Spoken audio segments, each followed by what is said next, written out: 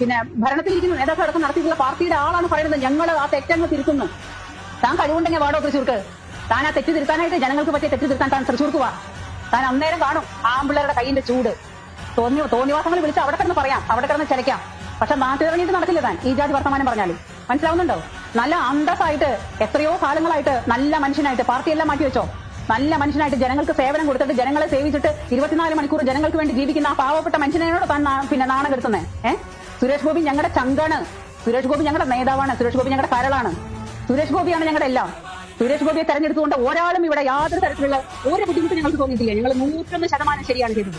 Potassium cyanide ഇനി Melakkam, John ബ്രിട്ടാസെ ഇനി മേലാക്കം നീ ഇതുപോലെ വലിച്ച വർത്തമാനങ്ങൾ പറഞ്ഞാൽ സത്യമായിട്ടും നീ വിവരറിയും. ഇതിന്റെ പേരിൽ നീ എന്ത് പോലീസ് സ്റ്റേഷന്റെ പേരിൽ എടുത്താലും കുഴപ്പമില്ല. വോട്ടർമാരെ അധിക്ഷേപിച്ചാലും, സാധാരണ വോട്ടർമാരെ അധിക്ഷേപിച്ചിട്ടുണ്ടല്ലോ, അടിച്ചിട്ട് തന്നെ മോന്തരങ്ങൾ ഷെയ്ക്ക് മാറ്റി പറഞ്ഞില്ലെന്ന് വേണ്ട. ഇത് ജനങ്ങളെ പറയുന്നത്.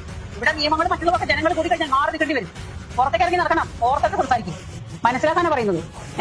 ഇത് സാധാരണ ഒരു തൃശ്ശൂക്കാരിയുടെ വാക്കാ. എല്ലാം കൊണ്ടും എനിക്ക് അതിനുള്ള അധികാരമുണ്ട്. ഞാനൊരു തൃശ്ശൂക്കാരിയാണ്. ആ തൃശ്ശൂക്കാരിയുടെ അതേ അവസ്ഥയിൽ നിന്നുകൊണ്ടാണ് ഞാൻ പറയുന്നത്. താൻ ഈ ജാതി വർത്തമാനം പറഞ്ഞാൽ തനിക്ക് ഏത് കാര്യങ്ങളെ പറഞ്ഞാൽ ആശയങ്ങളെ കൊണ്ട് നേരിടാം, ഒരു പ്രശ്നവുമില്ല. നിങ്ങൾ നിയമസഭയിലെ രാജ്യസഭയിലെ അവിടെ പറയേണ്ട ഭാഷകൾക്കൊക്കെ ഒരു മാന്യതയുണ്ട്, മര്യാദയുണ്ട്. ആ മര്യാദയെ സംസാരിച്ചില്ലെങ്കിലുണ്ടല്ലോ